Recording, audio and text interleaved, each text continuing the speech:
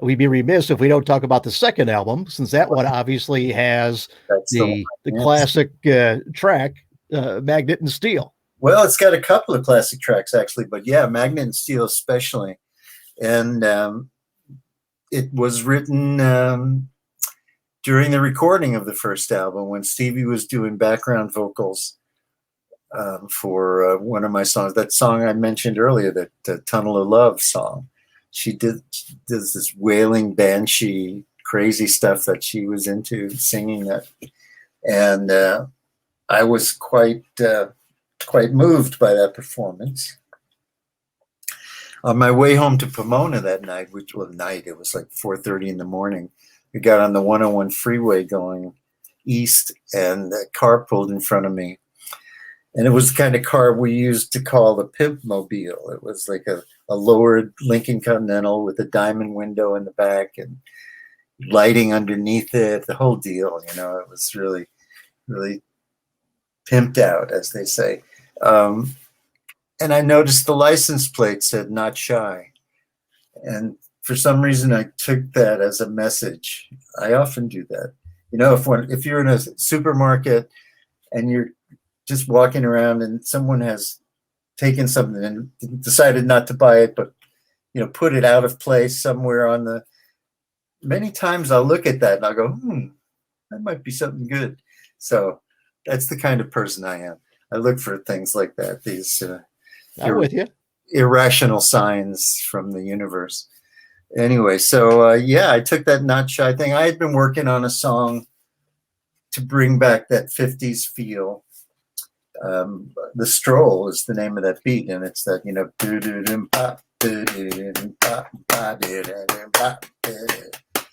and back when I was 10 years old, there was a hit called The Stroll. Mm-hmm. And, people, Soul Train has that same dance where guys on one side, girls on the other, and one couple dances down the middle. That was The Stroll. Anyway, then I just couldn't help but feel unavoidably attracted to Stevie at that point. And it all came together on, 30 minutes of work when I got home. And so that song, it was very sincere recreation of that feel, but of course of my emotions for her. That second verse, "You're a woman who's lost to her song." I realized that my little tryst with Stevie wasn't going to carry over as we finished that first album. And so, I think Lindsay knew it was about her. But when we did that second album, Stevie had become just a cameo performer on the album rather than part of the production team. And Lindsay was very much in charge, along with me and Richard Dashett, who was the engineer on that second album. Anyway, so it's funny because it stuck out like a sore thumb in that album, because I think of myself as a rocker, and there may be one other ballad on that album, but it's very much up tempo. Let's rock. That was the kind of attitude that I had. But because of it, people would hear the album and then they always go, "Oh, let's play that one again." And okay, whatever works. So that's how it stood out. But also in the recording of that second album, okay, well, my obsession with Stevie carried over into a number of ways. On my tour behind the Fundamental Role album, I had been playing one of her songs, a song called "Sisters of the Moon," which she played for me one night, telling me that Fleetwood Mac didn't want to do it. And I said, "Well, I think that's a great song. I'll do it." And so I learned it as "Sister of the Moon" and worked it up with my band. And we played it, quite a bit on that first tour. So we were ready when it came to recording the second album to record that as the kind of climax of the album. In those days, the thing had two sides, and the end of the second side was always supposed to be the big finish. And it was that kind of song. It was a pretty very strong song, actually. So when we were running it down in that big Studio A at Sound City, and Lindsay came out, and he was like, what is this? What are you playing? You know, what's going on here? And I said, well, you know, I always like this song of Stevie's, and, you know, trying to get some points with her, or whatever. No, I didn't say that, but, you know, he understood what was going on. And he was like, you know, I don't think that's a good idea. I think you need to go home and write a song to close this album. And, you know, and that's no easy task to just come up with a closing song for an album. But that night, it was the middle of August, and I started thinking about the good feeling I had about being in Sageworth when we were all living the dream, kind of, as they say, living the day in rock and roll and playing every night and doing it all together. And even in high school with the Malibus, where summertime had that feel because we could, you know, devote so much time to the music. Mm-hmm. And so, you know, I started playing 3 chords and came up with the song Hot Summer Nights. And the next morning I played it for the band and for Linz, and he was like, yeah, that's a good one. Let's do it.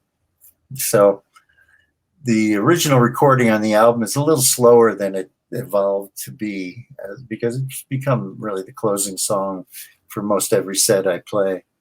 Because amazingly, this song was the most covered song I'd ever written. It went on to be covered, well, by the group Night, who had the hit with it in 1979, of course. But there was a French version, there's a Swedish version, a German version, Japanese version. I mean, it's crazy to me because it was such a personal song to me about just being in a band, you know. Mm-hmm. But I think it's the wordless hook, the ooh kind of hook that catches people on it. So, you know, the moral of that story is when Lindsay tells you to go write a song, you better go write it. It's pretty amazing. And then, of course, the epilogue to that story is in 2009, Eminem used that song for his song We Made You. And that came out of left field. And I really got to hand it to him and his management or whoever that got in touch with me about using the song. Because if you listen to the song We Made You, you might not immediately jump to my version of Hot Summer Night. Yeah, even the cover. That's Walter. Yeah, and it's so funny but I guess there was some meaningful litigation that had happened about samples and things prior to that. And so they were very upfront about it. Of course, I'm not sure how it took 5 people to write that song of theirs, but there's 5 writers listed, and I'm one of the ones, and it says it's an interpolation of Summer Nights. I'm not sure what that word means. What was your first take when you heard Eminem's take on it? Well, of course, they had to play it for me before they released it because I had to give the approval, and they were worried about sending me an MP3 that I might leak it to the world when people were doing Napster and stuff, I guess. And so they played it for me over the phone, and just to make sure, I took my little cassette recorder and I put it up, and so I held it up there as they played it for me, and the first thought I had was, they've got the wrong person. It must be somebody else's song. This isn't. I expected it to be the hook, the guitar hook, or the ooh, or the needle. You know, I expected a needle drop of some sort. And eventually I realized that it was the right chord pattern and kind of the right feel. And I also realized it was in the key of the cover version of Night's version. So they were taking it from that album. And he was like, well, yeah, that's great. It's subtle, but it's pretty cool. Uh-huh. You know, and so I had to negotiate what percentage I would get out of it. And it was an amazing kick in the butt for my publishing and my my writer's royalties for a while there because he was selling a lot of records. That was a top 10 song. Yeah. I say mailbox money is a beautiful thing. It was like, oh my goodness, here's another. Oh my goodness, that's great. Yeah, you know, and I've tried to get my songs into commercials and movies at times, and people have always expressed, oh, that's a great song, but I don't know, you know. And then on its own, these songs happen, and you know, Magnet and Steel was in a Toyota commercial right around the time that the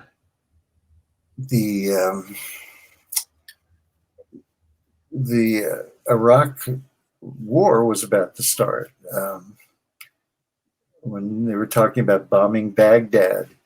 And so it was supposed to be in an ad. And every time I heard the word Baghdad, I separated into bagged ad, and that they were going to not use this commercial where they had taken my song Magnet and Steel. And it was a funny commercial about Sienna vans, Toyota Sienna vans, where the theme of it was if kids ruled the world, and the little vignettes, if kids ruled the world, I'd eat all the 31 flavors of ice cream. Kids ruled the world, I'd have the Mexico wrestling team, and they had the guys with the masks in the van. And then the last one was this girl sitting in the back putting on headphones going, if kids ruled the world, I wouldn't have to listen to my parents singing Magnet and Steel again. And then the parents are in the front seat singing along with the song. It was kind of funny.